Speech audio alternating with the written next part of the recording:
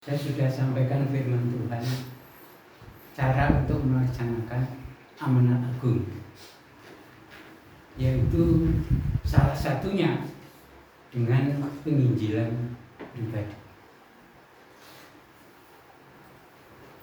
memakai metode 5 jari.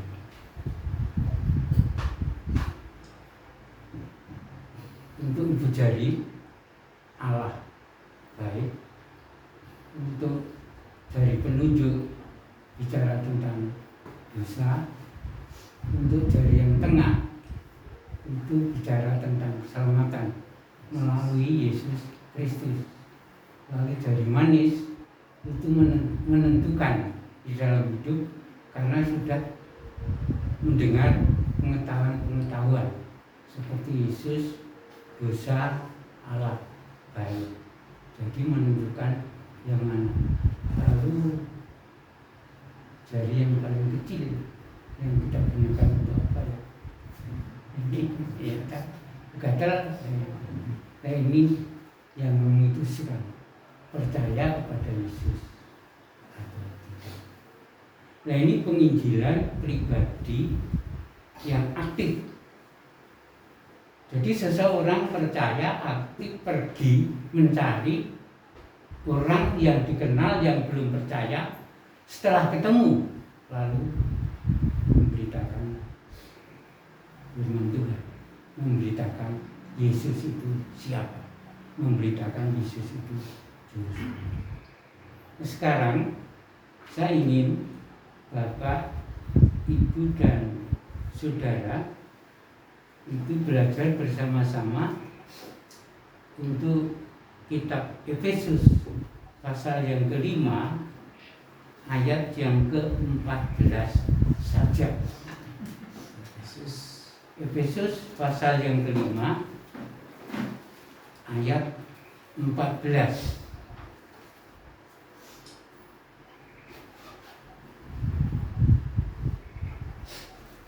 Saya bacakan firman Tuhan ini hanya satu ayat. Efesus 5 ayat 14. Itulah sebabnya dikatakan, bangunlah hei kamu yang tidur, dan bangkitlah dari antara orang mati, dan Kristus akan bercahaya atas kamu. Saudara yang kekasih di dalam Tuhan, firman Tuhan ini walaupun satu ayat itu menunjuk bahwa ada 2 ciri bagi jati diri murid Yesus. Ada 2 ciri jati diri bagi murid Yesus. Jati diri bahasa Banyumasnya, Banyumasannya apa, Mas Teguh? Jadi sebenarnya gitu, sebenarnya. Sebab akan merencanakan ada khotbah khusus bahasa Banyumasan.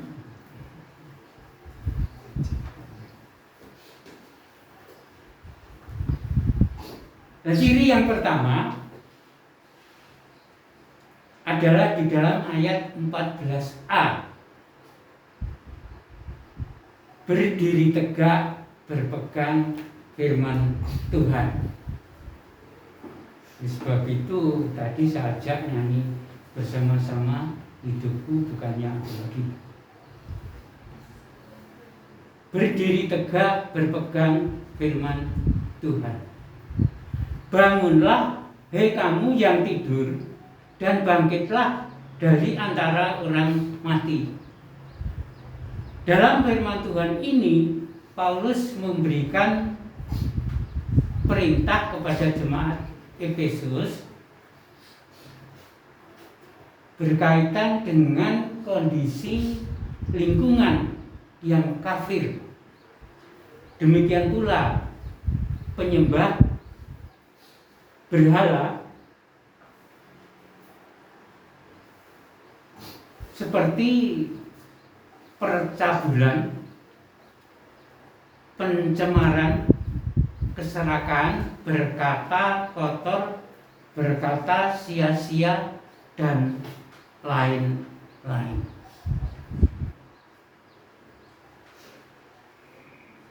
Kalau Paulus itu menyuruh, bangunlah kamu yang tidur, kita mengerti orang tidur itu bernapas,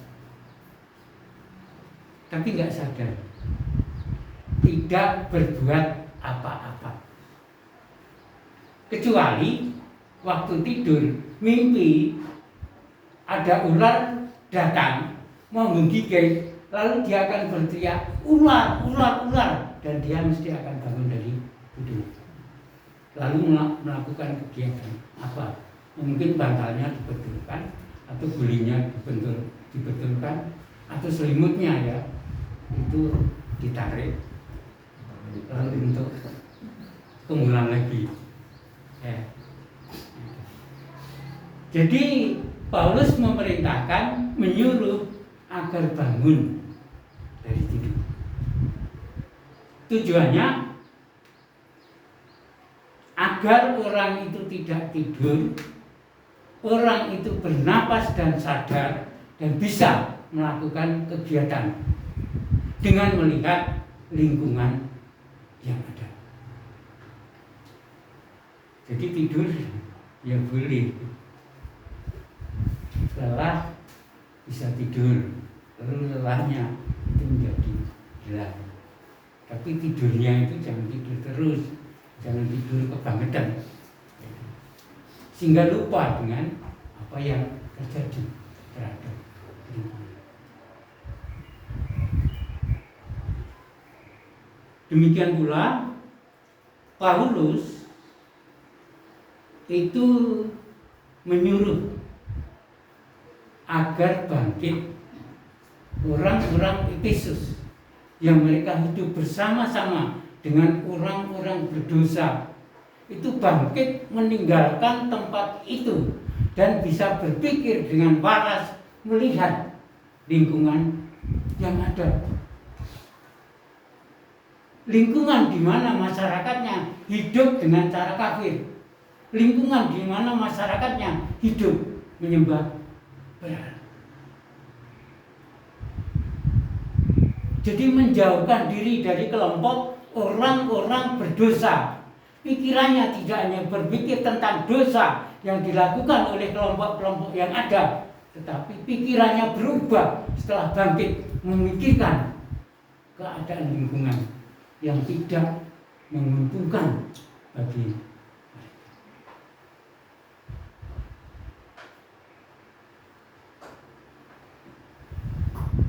Jadi melalui perintah Paulus ini, Paulus mengingatkan jemaat Efesus agar sadar dan berbuat sesuatu terhadap lingkungan yang tidak baik, lingkungan yang jahat, lingkungan yang tidak menguntungkan, sehingga tidak terjangkiti oleh kondisi lingkungan dan hidup bersama Tuhan. Maka mereka disuruh agar bangun, dan mereka disuruh oleh Paulus agar bangkit.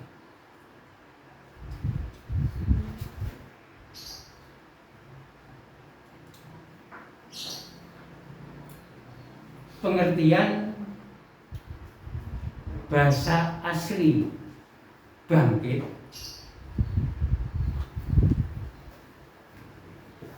bahasa Yunani adalah kum. Kum memberikan pengertian bahwa Yang namanya bangkit adalah berdiri tegak. Bangkit itu berdiri tegak. Seperti dalam baris berbaris, pemimpin barisan itu kalau sudah berkata siap gerak, maka orang-orang yang ada di dalam barisan itu, kepala, leher, badan, tangan, kaki lurus, berdiri tegak. Jadi mereka siap benar. Sebab apa? Sebab mereka akan menghadapi tantangan yang diperintahkan oleh pemimpin barisan itu. Kalau mereka sudah siap gerak, maka apabila pemimpin barisan berkata hadap kiri gerak, maka dia akan bisa menggerakkan kakinya dan badannya, tubuhnya untuk menghadap ke kiri. Demikian pula apabila pemimpin barisan itu berkata belok kiri jalan, maka ya akan belok kiri tubuhnya dan berjalan, mulai dengan kaki kiri. Nah, ini berdiri tegak sebagai ilustrasi bagi orang-orang yang ada di dalam barisan. Nah, ini perkara jasmani, perkara duniawi tentang berdiri tegak. Lalu bagaimana berdiri tegak untuk rohani bagi jati diri murid Yesus? Nah, ini kita harus mengerti, apalagi tadi kita sudah menyanyikan lagu hidupku bukannya aku lagi, bukannya aku lagi, tapi sudah Kristus di dalam aku. Kalau masih aku lagi, ya repot, akunya yang memimpin di dalam hidupnya. Beda kalau Kristus sudah ada di dalam hidupnya, maka tidak repot lagi. Sebab apa? Yang memimpin di dalam hidupnya adalah Kristus, adalah firman.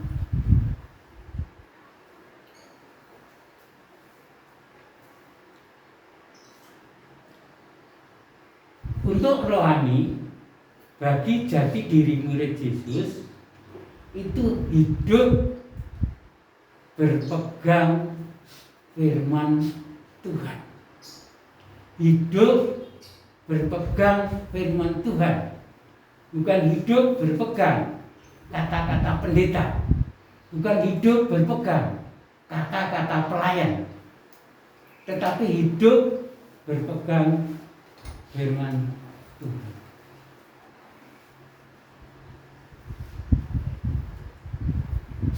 Oleh sebab itu, orang percaya mau tidak mau, terpaksa tidak terpaksa, harus membaca firman Tuhan yang ada di dalam Alkitab. Enggak ada gunanya di rumah ada Alkitab 5 buah hanya ditumpuk di meja sebagai hiasan. Bahkan sampai Alkitab itu di atasnya ada debu-debu. Enggak ada gunanya walaupun Alkitab jumlahnya 5. Mungkin akan lebih ada gunanya apabila Alkitab 1 sudah tidak baik, tapi sering dibaca dan mengerti isi dari firman Tuhan itu.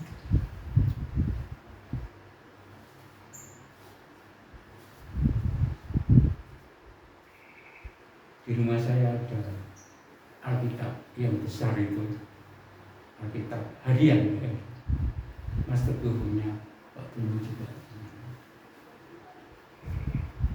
Kelihatan bersih, tapi bersihnya itu karena saya pegang tangan terus saya buka-buka. jadi kelihatan bersih. Kalau Alkitab yang besar itu orang melihat, oh, Pak Bayram punya Alkitab besar. Gitu. Tapi Alkitab itu penuh dengan debu. Sebenarnya tidak ada gunanya punya Alkitab.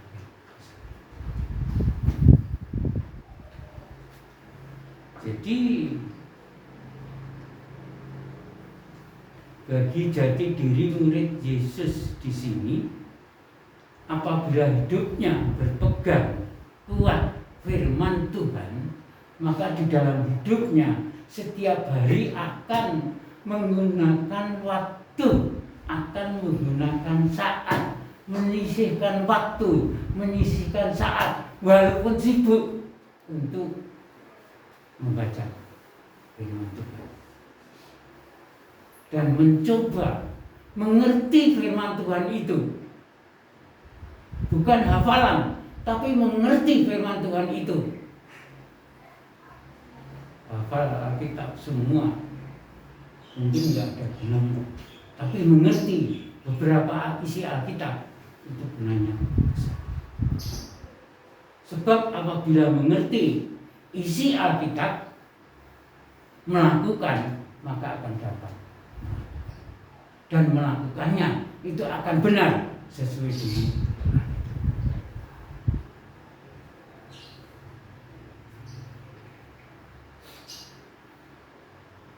hidup berpegang kuat firman Tuhan, membaca Alkitab, mengerti Alkitab, dan melakukan di dalam hidupnya. Itu berdiri tegak di dalam rohani. Hidupnya berpegang kuat kepada firman Tuhan. Sehingga bagaimana? Rohaninya akan menjadi kuat. Tanpa berpegang kuat firman Tuhan, rohaninya tidak akan pernah menjadi kuat. Rohaninya tidak akan bisa berdiri tegak. Lingkungan kafir, lingkungan penyembah berhala.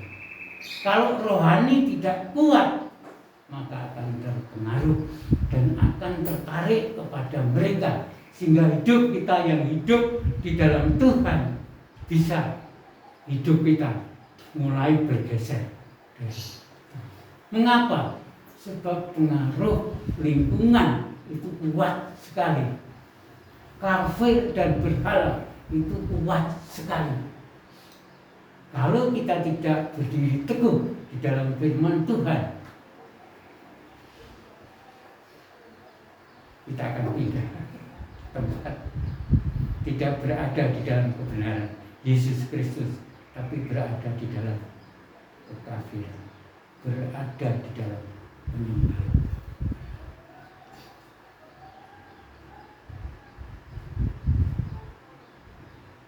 Kita semua tahu firman Tuhan sumbernya adalah Tuhan sendiri. Allah pencipta langit bumi. Allah di dalam Yesus. Allah yang penuh dengan kuasa.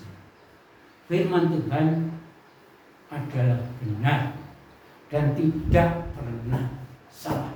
Yang membuat salah adalah yang membaca, manusianya. Firman Tuhan tidak pernah salah.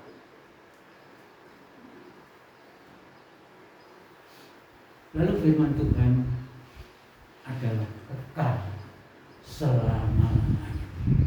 Kalau firman Tuhan ada di dalam Alkitab, selamanya firman Tuhan yang ada di dalam Alkitab. Enggak bisa halaman 10 dari Malayaki itu disobek hilang, itu enggak bisa. Itu tetap ada di dalamnya. Sebab kekal selamanya dan tidak pernah berubah. Alfa dan Omega.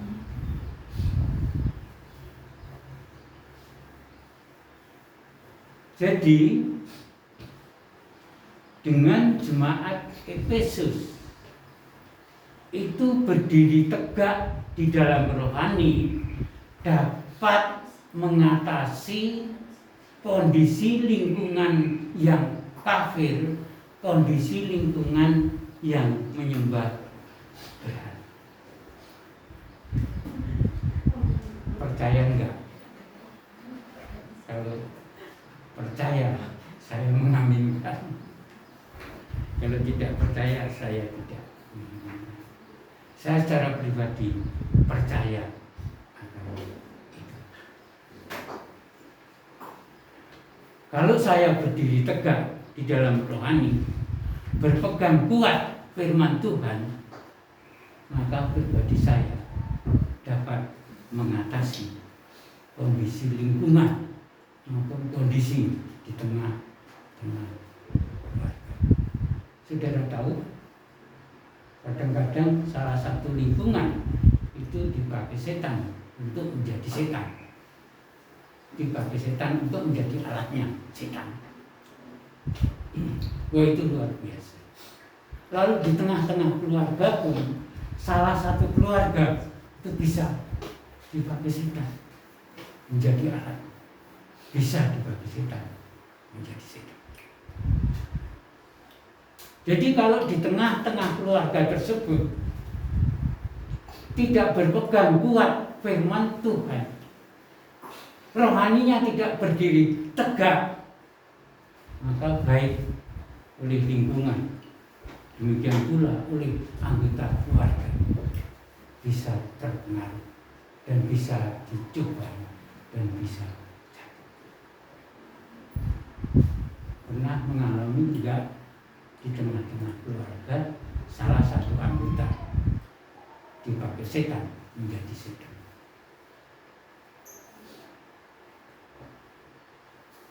Saya pernah, enggak anaknya, ya istrinya, enggak ya kadang-kadang cucunya, walaupun masih kecil ya. Tapi bagi pribadi saya sebagai jati diri murid Yesus, saya harus berpegang kuat. Rohani saya harus berdiri tegak,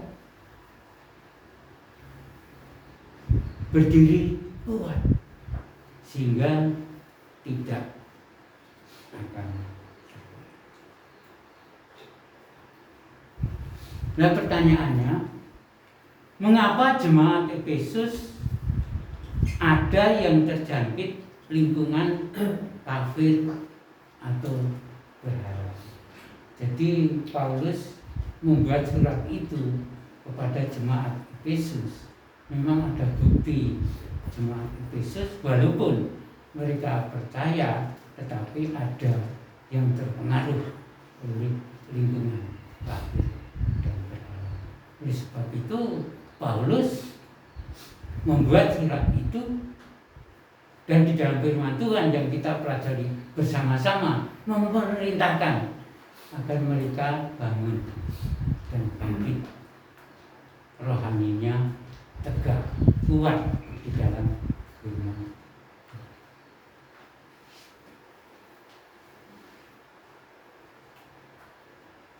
Jadi memang jemaat Efesus ada yang terjangkit lingkungan kafir dan penyembah berhala. Sebab apa? Sebab mereka tidak berdiri tegak di dalam rohani, tidak berpegang kuat firman Tuhan.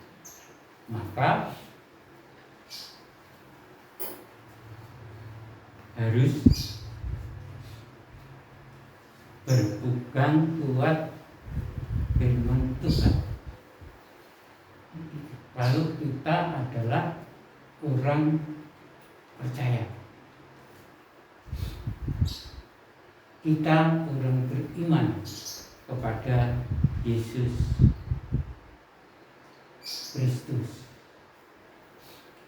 Jadi rohani kita itu harus kuat.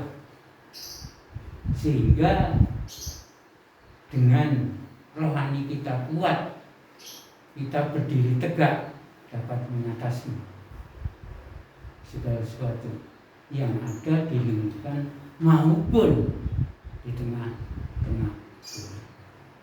Jadi keluarga jangan disepelekan, walaupun itu keluarga kita ada di dalamnya, tapi jangan pernah menyepelekan. Sebab di dalamnya kadang-kadang ada anggota keluarga yang dipakai oleh setan. Jadi diharapkan setiap pribadi yang ada di dalam keluarga itu bisa berdiri tegak di dalam, bisa berpegang kuat di dalam firman Tuhan, sehingga tidak ada salah satu anggota keluarga yang dipakai setan untuk menjadi setan, diperalat oleh setan ya. Tentu terlalu tajam ya, dipakai alat oleh setan menjadi setan.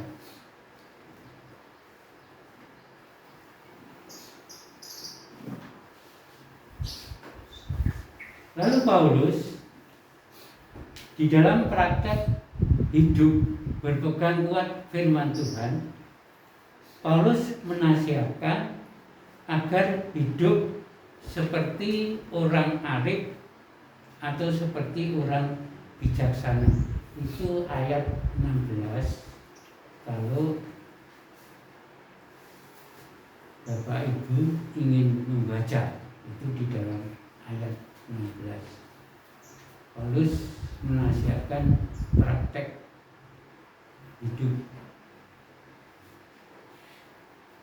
untuk berdiri tegak dalam rohani, bijaksana, hidup seperti orang bijaksana, hidup seperti orang arif.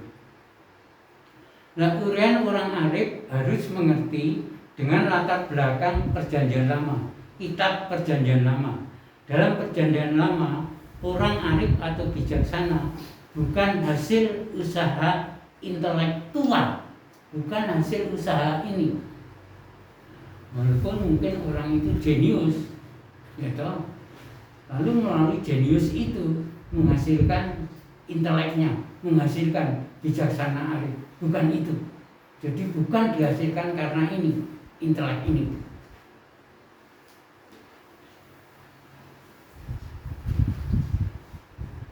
Tetapi sikap hidup berasal dari pengetahuan akan Allah.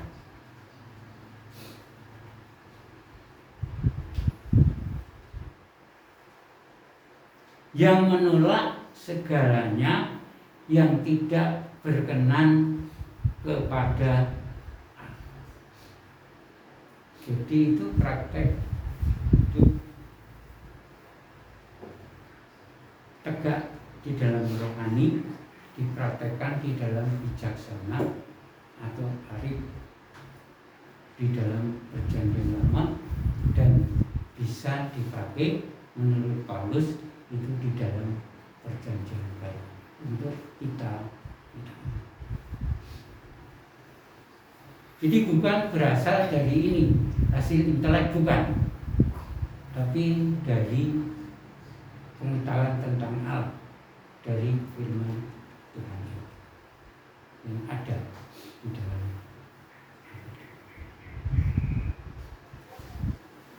Jadi kalau kita berbuat sesuatu dasarnya Alkitab, itu kita bisa dikatakan bijaksana. Tapi kalau kita melakukan sesuatu dasarnya otak kita, pikiran kita, intelek kita, itu nanti Paulus katakan itu bukan bijaksana.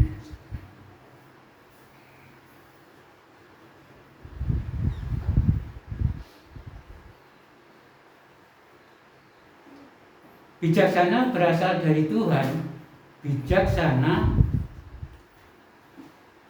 yang benar, dan bijaksana adil dan benar. Jadi itu kalau kita melakukan bijaksana berdasar Alkitab dari pengetahuan Allah, bijaksana yang kita lakukan itu adil dan siapa yang tidak senang kalau kita berbuat bijaksana terhadap seseorang, asalnya dari Alkitab, asalnya dari pengetahuan Allah, mesti dia akan senang. Sebab apa? Bijaksana ini adil.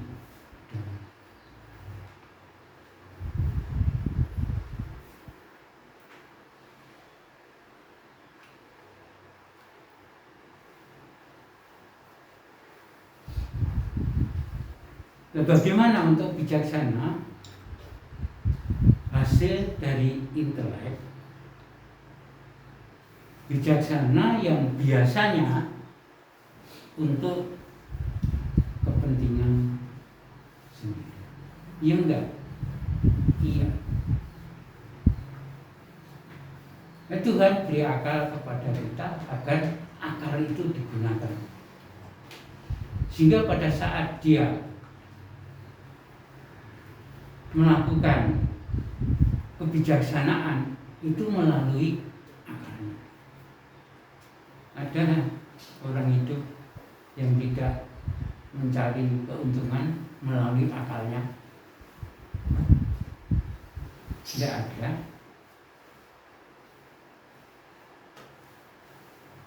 Biasanya ingin mencari keuntungan untuk diri sendiri.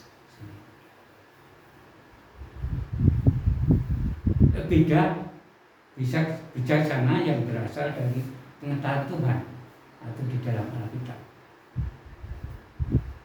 Itu mesti benar dan adil, tidak menguntungkan diri sendiri, tapi juga akan menguntungkan, memberikan kesenangan.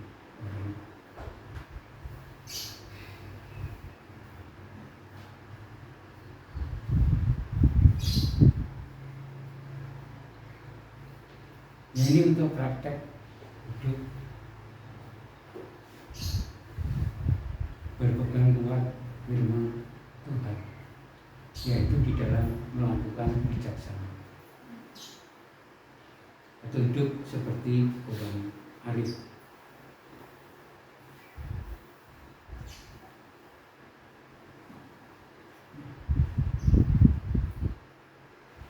Jadi melalui apa yang diuraikan di atas tentang arif dan bijaksana, menurut Paulus agar jemaat Efesus hidup bijaksana dalam menghadapi kondisi lingkungan kafir dan berbahaya. Jadi kalau itu nggak benar, nggak perlu diikuti sesuai firman Tuhan, ya karena nggak benar ya nggak diikuti, ya, tapi yang diikuti adalah yang benar, yang dari firman. Jadi jangan sampai terpikat, jangan sampai terpengaruh, jangan sampai ikut-ikut sesuatu yang tidak benar tersebut. Karena kita sudah beriman kepada Tuhan. Orang Efesus sudah beriman kepada Yesus Kristus. Demikian pula di dalam hidup kita, baik untuk lingkungan di tengah-tengah keluarga, marilah kita tegak di dalam rohani, pegang kuat firman Tuhan, sehingga kita mampu, kita memiliki kuasa Tuhan untuk merampungkan segala sesuatu yang membawa hidup kita untuk jalan dan senantiasa dekat menyembah kepada Yesus. Itu ciri yang pertama. Ciri yang pertama. Jadi kuat di dalam firman Tuhan, berdiri tegak di dalam rohani. Lalu yang kedua,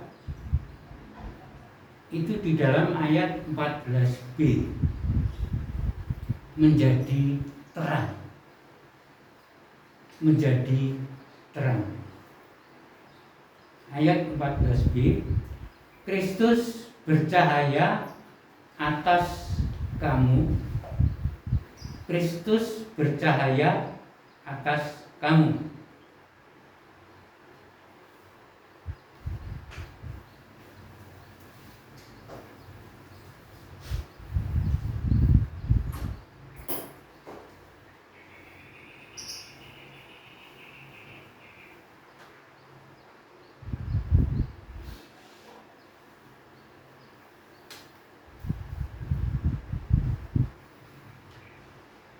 Saya mau pakai gambaran tapi tidak bisa.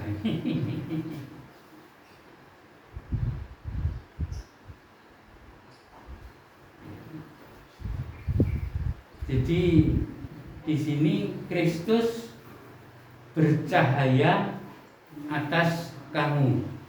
Nah, cahaya ini terjadi sebab dampak. Hidup yang berdiri tegak secara rohani berpegang kuat kepada firman Tuhan. Jadi kalau ini jemaat Efesus, mereka hidup tegak secara rohani, hidup berpegang kuat kepada firman Tuhan. Firman Tuhan itu Kristus, iya. Firman Tuhan itu Kristus. Kristus adalah firman Tuhan. Yesus adalah firman Tuhan. Firman Tuhan adalah Yesus. Jadi kalau jemaat Efesus itu mereka hidup berpegang kuat firman Tuhan, maka karena firman Tuhan itu Kristus, melalui hidupnya di sini akan bercahaya Kristus. Akan bercahaya Kristus. Jadi seantero anggota tubuh ini melakukan firman Tuhan. Pikiran berpikir tentang kebenaran firman Tuhan. Hati selalu dekat dengan Tuhan. Mata untuk melihat sesuatu yang baik. Mulut untuk berkata-kata. Karepmu tidak ya, tidak. Berkata-kata yang benar sesuai firman Tuhan. Kita ingat itu, mulut untuk berkata-kata benar sesuai firman Tuhan. Walaupun marah, mulut ini harus dikendalikan untuk berkata benar, untuk berkata sesuai firman Tuhan. Tangan tidak gampang untuk memukul kita, karena di dalam keluarga berkuasa ya udah.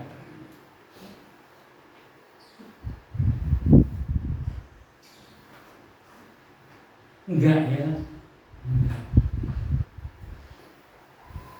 Jadi, digunakan sesuai dengan firman. Kaki tidak untuk berjalan ke tempat umpama perjudian. Tidak. Jadi tidak disuruh dipakai untuk berjalan tempat perjudian. Tempat-tempat yang membuat kejahatan. Tidak. Tapi dipakai, kaki dipakai berjalan sesuai dengan firman Tuhan. Sehingga seluruh hidupnya, seantero hidupnya itu kelihatan melakukan firman Tuhan. Jadi hidupnya itu melakukan firman Tuhan. Firman Tuhan itu Kristus. Kristus itu firman Tuhan. Jika kalau hidupnya melakukan firman Tuhan, Kristus itu akan bercahaya, Kristus itu akan nampak, Kristus itu akan bersinar di dalam hidupnya. Hidupnya menjadi terang. Iya enggak? Nah, itu maksud Kristus bercahaya atas hidupnya. Jadi cahaya Kristus itu akan muncul melalui kehidupan yang melakukan firman Tuhan. Baik melalui kaki, mata, mulut, tangan, hati, dan melakukan firman Tuhan. Sehingga Kristus itu akan ada.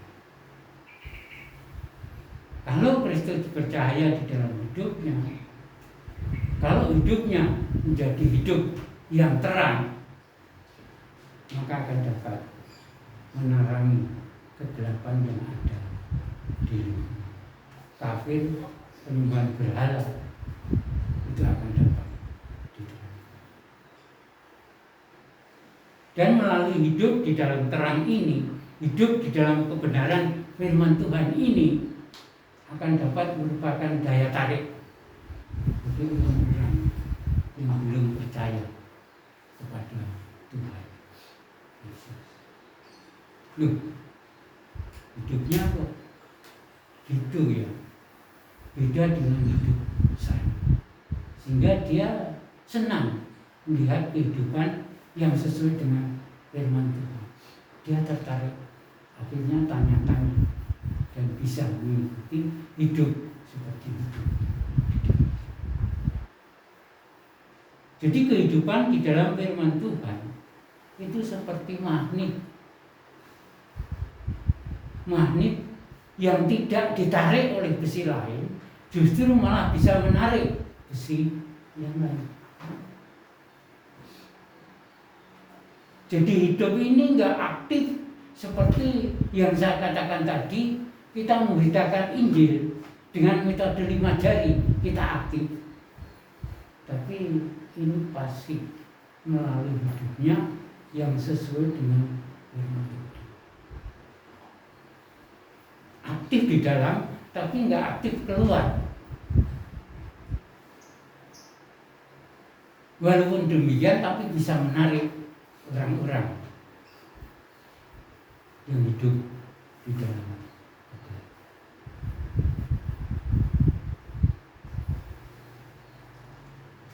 Nah, ini sebenarnya yang ingin saya katakan, kalau ada penginjilan pribadi yang aktif di dalam firman Tuhan ini merupakan penginjilan yang pasif, tapi bisa menarik orang lain menjadi percaya kepada Yesus.